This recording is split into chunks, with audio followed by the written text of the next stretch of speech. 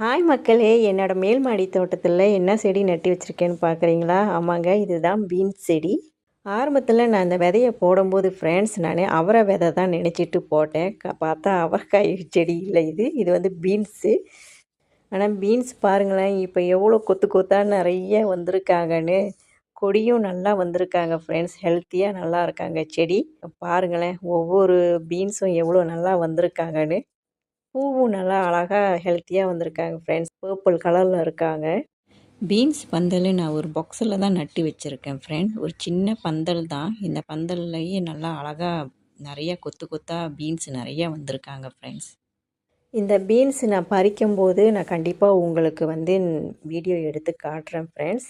கொத்து கொத்தா காய்ச்சி தொங்கும் பீன்ஸ் பந்தல் உங்களுக்கு பிடிச்சிருக்கா ஃப்ரெண்ட்ஸ்? இந்த க்யூட்டான பீன்ஸ் பிடிச்சிருக்கா?